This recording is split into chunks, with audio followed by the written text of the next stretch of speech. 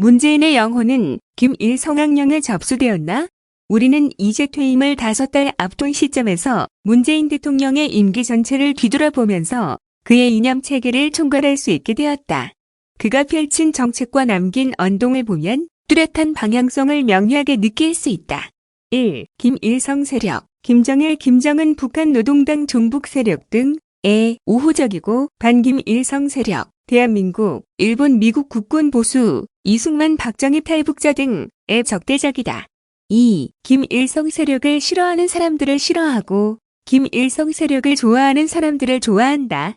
3. 김일성 세력을 적극적으로 반대한 사람들을 감옥에 많이 보냈고 김일성 세력에 굴종하는 이들을 중용했다. 4. 김일성 세력을 한반도의 정통 세력으로 대한민국을 사생활적 존재로 여긴다. 5. 김일성 세력으로부터 국가와 국민을 보호하는 기능을 하는 국군, 정보기관, 보수언론, 우파에 적대적이고 특히 이승만, 박정희, 전두환에 대하여 심하다. 6. 세계가 규탄하는 김일성 세력의 인권 탄압에 침묵하거나 이를 비호했다. 7. 김일성 세력과 국익이 충돌할 때 대체로 김일성 세력 편을 든다. 문재인 대통령의 가장 중요한 행동 기준은 김일성 세력의 이해관계로 보인다. 김일성 세력의 불리한 정책은 펴지 않고 유리한 것들은 골라서 한다. 김일성의 손자가 보내준 풍산개의 새끼들에게 문재인 부부가 보여준 애틋한 사랑과 탈북자들에게 보여준 차가운 시선을 감안하면 김일성이란 존재는 문재인의 가치관, 사고 감정에 전인격적 영향을 끼치는 것으로 여겨진다. 정신 정도가 아니라 영혼의 문제이다. 그는 김일성학령의 영혼이 사로잡힌 사람인가 아닌가를 실증적으로 살펴보기로 한다. 대한민국의 조종실에 해당하는 청와대, 국정원, 민주당에 김일성의 악령이 침투하였다면 이 나라는 발작을 하든지 되마사가 필요하다. 문재인 고발장에 들어갈 증거 1호 2018년 9월 19일 문재인 대통령이 평양 5일 경기장을 방문, 김일성 손자 앞에서 한 연설은 그를 헌법적으로 단죄하게 될 때 증거물 1호로 제출할 만하다. 이 연설은 일종의 영혼 고백이었다. 남쪽 대통령으로서 김정은 국무위원장의 소개로 여러분에게 인사말을 하게 되니 그 감격을 말로 표현할 수 없습니다. 한 문장에서 헌법 위반 3개가 나왔다. 남쪽 대통령과 국무위원장을 연결시켜 판단하면 이는 북한 지역까지 대한민국 영토로 규정한 헌법 제3조 위반이고 문재인이 대통령 취임 때 국가의 보위 및 헌법 준수를 선서한 헌법 제69조 위반이며 국가의 독립과 영토의 보전 및 국가의 계속성과 헌법 수호를 대통령의 책무로 규정한 헌법 제66조 위반이 된다. 대한민국 대통령으로 뽑힌 자가 스스로를 남쪽 대통령으로 격화시킨 것은 한국을 국가로 보지 않고 지역으로 보는 북한 노동당에 동조한 것이다. 같은 문장에서 김정은을 국무위원장이라고 호칭한 것은 자신은 남한 지역 정부를 관리하는 존재이고 김정은이 한반도 전체의 대표자라는 뜻 이외엔 달리 해석할 수 없다. 동포 여러분, 김정은 위원장과 나는 지난 4월 27일 판문점에서 만나 뜨겁게 포옹했습니다. 우리 두 정상은 한반도에서 더 이상 전쟁은 없을 것이며 새로운 평화의 시대가 열렸음을 8천만 결의와 전 세계에 엄숙히 천명했습니다. 판문점 비핵화 선언은 그 뒤 비핵화 4기국으로 밝혀졌다. 세계를 속인 것이다. 또한 우리 민족의 운명은 우리 스스로 결정한다는 민족자주의 원칙을 확인했습니다. 남북 관계를 전면적이고 획기적으로 발전시켜 끊어진 민족의 혈맥을 잇고 공동번영과 자주통일의 미래를 앞당기자고 굳게 약속했습니다. 민족반역자 김일성의 손자와 민족 공조한다는 선언인데 이는 자동적으로 자신을 민족반역자로 만드는 논리이다. 남북한의 민족반역자가 맹세한 자주통일은 북한식 반미공산화 통일일 수밖에 없다. 이는 대한민국 헌법 제4조가 명령하는 자유민주적 기본 질서에 입각한 평화통일을 정면으로 부정한 것이다. 비핵화 4기국 평양 시민 여러분, 사랑하는 동포 여러분, 오늘 김정은 위원장과 나는 한반도에서 전쟁의 공포와 무력 충돌의 위험을 완전히 제거하기 위한 조치들을 구체적으로 합의했습니다. 또한 백두에서 한라까지 아름다운 우리 강산을 연구의 핵무기와 핵위협이 없는 평화의 터전으로 만들어 후손들에게 물려주자고 확약했습니다. 여기서 구체적 합의란 것은 한국군의 무장 수준 양보를 뜻한다. 전쟁에서 지지도 않았는데 자국의 수도권 상공을 비행 금지 구역으로 내어놓은 국군 통수권자가 이를 평화의 파전 만들기라고 말하고 있다. 수도권에 사드 배치도 하지 않고 핵민방위 훈련도 하지 않아 김일성의 손자가 핵미사일을 쏠 때 최대한의 인명피해가 생기도록 여건을 조성한 문재인 대통령이다. 국민의 생명권을 규정한 헌법 제10조 위반이다.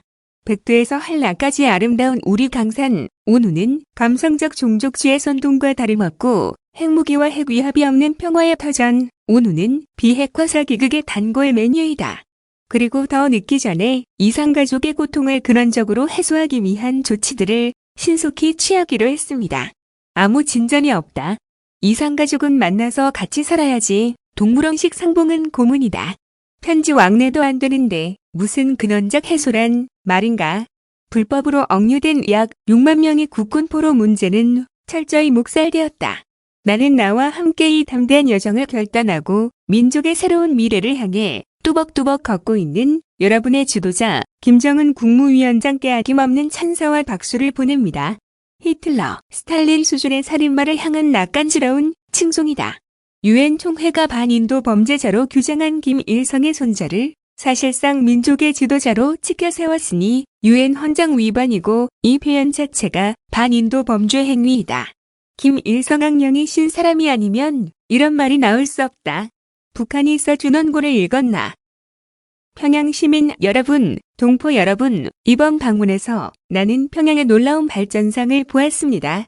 김정은 위원장과 북녘 동포들이 어떤 나라를 만들어 나가고자 하는지 가슴 뜨겁게 보았습니다. 얼마나 민족화해와 평화를 갈망하고 있는지 절실하게 확인했습니다. 어려운 시절에도 민족의 자존심을 지키며 끝끝내 스스로 일어서고자 하는 불굴의 용기를 보았습니다. 김일성의 손자를 향한 용비어 청가이다. 맨정신으로 읽을 수가 없다. 북한 측이 써준 원고가 아닐까 의심하는 탈북자들도 있었다. 북한이 어려운 시절을 보낸 것은 대남 도발과 핵무기 개발로 스스로 고립을 자초한 탓이다. 문 대통령은 그러한 도발로 가장 큰 피해를 본 한국의 대통령인데 이를 민족 자존심 수호 행위라고 미화한다. 히틀러를 나이팅게일처럼 칭송하는 것과 같은 역대급 아부이다.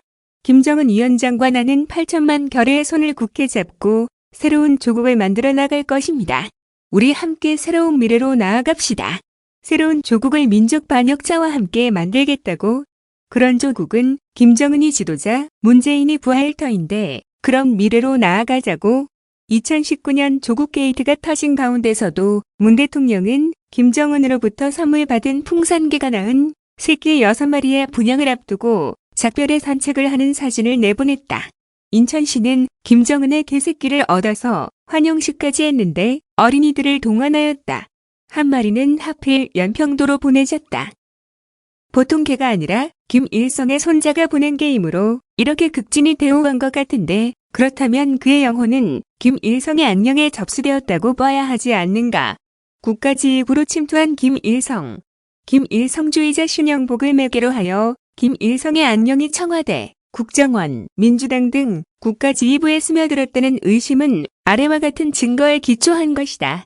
김일성주의자 신영복을 사상가로 존경한다고 고백. 문재인 대통령은 2018년 초 김일성의 소녀 김여정 일행이 청와대를 방문했을 때 김일성주의자 신영복의 서화 앞에서 기념 촬영을 했고 각 비서관실에 신영복이 쓴 춘풍추상 액자를 선물해 걸도록 했다.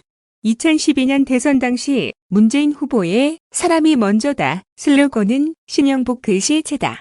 현재 문재인 대통령의 청와대 관저에 걸려있다고 알려진 민주주의 최후의 보루는 깨어있는 시민의 조직된 힘입니다. 노무현 전 대통령의 어록, 족자도 신영복의 글씨이다. 문재인 대통령은 2018년 2월 9일 평창 동계올림픽 리셉션 연설에서 이렇게 말하였다. 제가 존경하는 한국의 사상가 신영복 선생은 겨울철 옆 사람의 체온으로 추위를 이겨나가는 것을 정겹게 일컬어 원시적 우정이라 했습니다.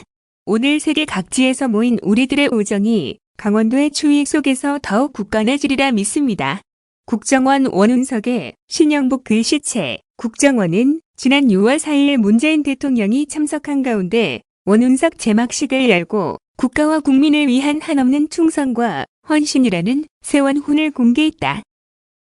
국정원 최초의 원훈은 우리는 음지에서 일하고 양지를 지향한다. 미국 CIA는 진리가 너희를 자유케 하리라와 익명을 위한 열정, 패션, 에너니미티 이 원훈이다.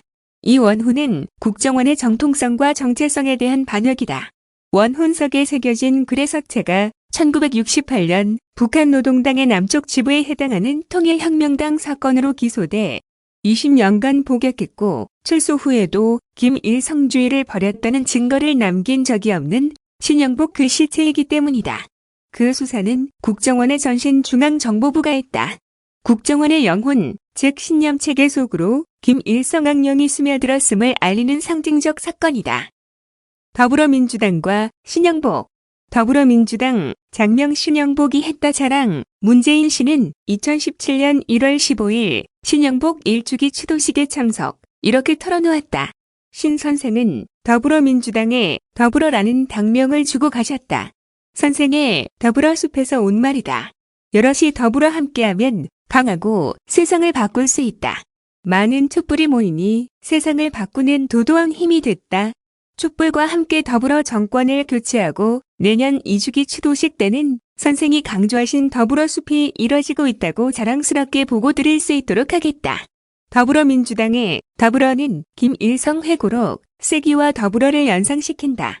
북한의 신영복 구출 공작. 문재인 대통령이 존경하는 사상가로 꼽은 신영복은 통일혁명당 사건으로 무기징역을 선고받았다.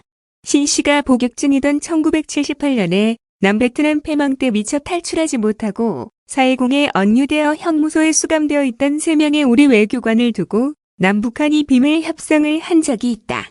이때 북측이 김일성 수령님의 명령이라면서 집요하게 교환 인도를 요구한 사람이 바로 신영복이었다.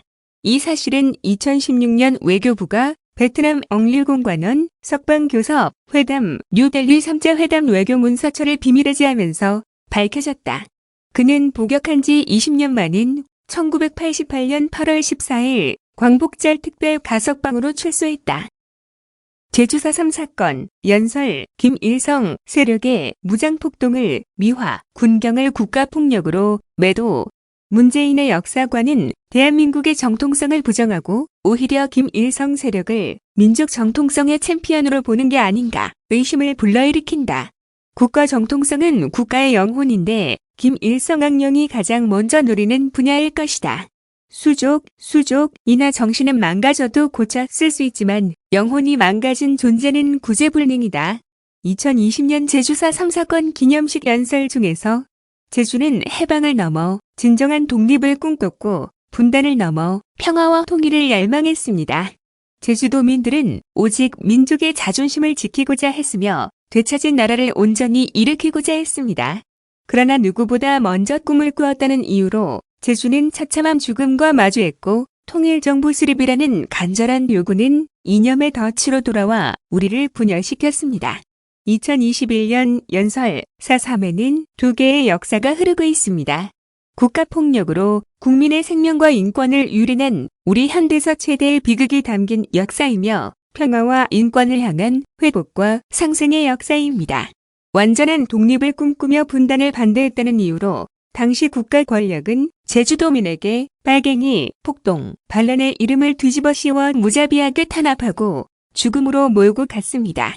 김일성주의자를 사상가로 존경하는 문재인 대통령은 대한민국 건국을 반대한 김일성 세력의 무장폭동을 평화와 통일을 꿈꿨다. 통일정부 수립을 위한 간구로 칭송했고 이를 진압한 군경을 국가폭력으로 매도했다. 남노당 무장폭도들이 간구했던 통일정부란 공산정권이 아닌가. 그가 김일성 악령에 사로잡혀 한국 현대사를 거꾸로 보고 있다는 의심은 바로 여기서 나온다. 국가의 정통성의 출발점은 건국인데 김일성 악령의 제1 공격 목표이다. 문 대통령은 2017년 12월 16일 중국 충칭에서 2019년은 임시정부 수립 100주년이 되고 그것은 곧 대한민국 건국 100주년이 된다고 했다. 1948년 8월 15일 이승만 주도의 자유민주국가 건설을 부정하기 위하여 임시정부 수립을 건국이라고 치켜 세운 것인데 그렇게 되면 건국 이후에 독립운동을 했다는 이야기가 된다. 건국 이후의 독립운동은 분리운동이거나 반역이다. 문 대통령은 그해 8.15 광복절경 축사에서도 2년 후 2019년은 대한민국 건국과 임시정부 수립 100주년을 맞는 해라고 했었다. 2018년 3.1절은 새로운 국민주권의 역사가 대한민국 건국 100주년을 향해 다시 써지기 시작했다더니 2019년에 들어와 건국 100주년 행사는 실종된다. 문 대통령은 8.15 경축사에서 임시정부가 대한민국이라는 국호와 함께 민주공화국을 선포한 지 100년이 되었다고 두리뭉실 넘어갔다. 건국 100주년이라는 표현을 사용하지 않은 것은 2018년 4월 판문점 회담부터이다.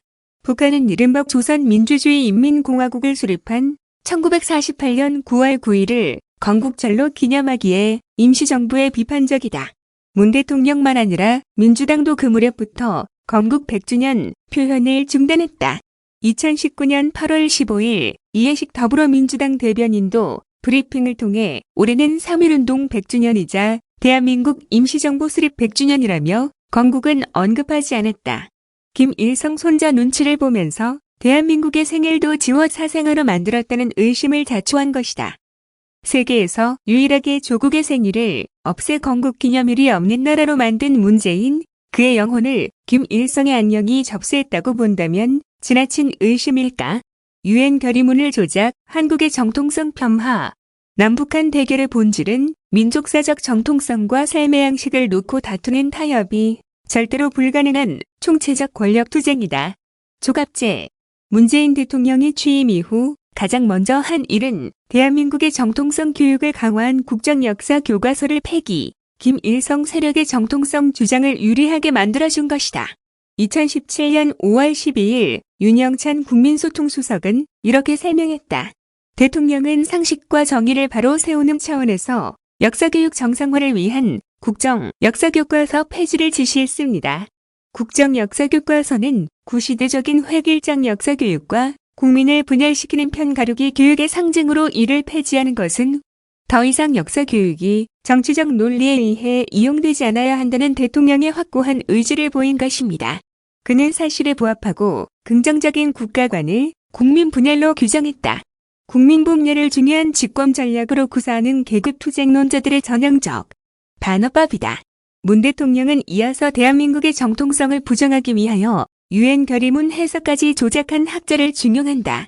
1948년 12월 유엔 총회가 공정한 선거로 출범한 대한민국 정부는 한반도의 유일한 합법 정부라고 인정하는 결의를 했는데 이는 대한민국 수립의 민주적 정당성을 국제사회가 공인한 역사적 문서였다. 문재인은 이 결의문 해석을 조작하여 유엔이 대한민국을 38도선 이남에서만 유일한 합법 정부로 인정하였다고 사기친 사람을 대한민국 역사박물관장으로 임명했다. 이 정부는 문재인식 반대한민국 역사관을 반영, 2020년부터 사용되는 중고교 역사교과서에서 자유민주주의와 한반도의 유일 합법정부 표현을 쓰지 못하게 하였다. 다른 정황과 종합하면 이는 김일성 세력을 한반도의 정통 세력으로 조작하기 위한 공문서 변조로 의심된다. 1965년 일본은 한일 기본조약에서 유엔 결의문을 인용, 한국을 한반도의 유일한 합법정부로 인정했었다. 문재인의 유엔 총회 결의문 조작은 일본으로 하여금 한국 정부의 유일 합법성을 부정할 수 있게 만드는 매국적 자해 행위다. 남침을 내전으로 호도. 그는 2017년 유엔 총회 연설에서 김일성의 남침을 내전이라 비호했다. 나는 전쟁 중에 피란지에서 태어났습니다. 내전이면서 국제전이기도 했던 그 전쟁은 수많은 사람들의 삶을 파괴했습니다. 잠시 피란한다고만 생각했던 내 아버지는 끝내 고향에 돌아가지 못한 채 세상을 떠났습니다. 나 자신이 전쟁이 유린한 인권의 피해자인 이산가족입니다. 그 전쟁은 아직 완전히 끝나지 않았습니다. 6.25 내전설은 남침 책임론을 희석시키는 좌익들의 오랜 술책이다. 문 대통령은 아버지가 공산합제를 피해 자유를 찾아 월남했다는 말은 끝내 하지 않았다. 문재인 대통령이 추진하는 종전선언은 전쟁 범죄자 김일성 세력에 대한 책임 추궁이 없다. 남침에 대한 사과 배상 및 책임자, 문책과 국군포로, 송환, 그리고 핵 폐기도 조건으로 붙이지 않았다. 김일성 세력에 면죄부를 주고 그들이 종전선언을 악용, 유엔군 사령부 해체, 주한미군 철수, 한미동맹 해체 선동을 쉽게 할 수 있도록 조국의 마지막 해코지를 하고 나가겠다는 의도로 해석된다. 김정일이 죽었을 땐 조해, 김정일이 죽이려던 전두환 별세, 땐 외면. 청와대는 지난 11월 23일 전두환 전 대통령의 별세에 즈음하여 끝내 역사의 진실을 밝히지 않고 진정성 있는 사과가 없었던 점에 대해서 유감을 표한다면서 청와대 차원의 조화와 조문 계획은 없다고 전했다. 문 대통령은 그러나 노무현 재단 이사장 시절이던 2011년 12월 19일 민족반역자 김정일이 사망하자 북한의 조문단을 파견해야 한다고 주장했던 전력이 있다. 김정일 사망 다음 날 14 남북회담을 이끌었던 노무현 정부의 통일외교안보 분야 장차관 및 보좌관들은 노무현 재단에 모여 긴급 간담회를 열고 보도자료를 통해 조의문 발표와 정부 차원의 조문단 파견을 요구했었다. 노무현 재단 이사장 문재인 명의로 발표된 조의문은 김정일 국방위원장의 급서 소식에 유가족과 북한 동포들에게 심심한 애도의 뜻을 표한다. 비록 정세 변화와 여러 가지 어려움으로 14 남북 정상선언이 이행되지 못하고 있으나 이 선언의 실천을 통해 평화와 공동 번영의 한반도를 실현하는 것이 고인의 뜻이라고 생각한다고 밝혔었다. 이명박 정부는 조 의무는 북한에 정중하게 전달하겠으나 조문단 파견은 허용할 수 없다는 입장을 알렸다. 김정일은 1983년 10월 암살단을 미얀마로 보내 아웅산 묘소에 설치한 원격 조종 폭탄을 터뜨려 17명의 장차관급 엘리트를 죽였다. 전두환 대통령은 늦게 출발, 살았다. 서울올림픽 유치로 김일성을 코너로 몬 전두환에 대한 감정과 김일성 아들에 대한 애틋한 마음, 이는 심리를 지배하는 영혼의 문제일 것이다. 다음 달에는 문재인의 일그러진 영혼이 국가 정책에 어떻게 영향을 주었는지 구체적으로 탐색한다.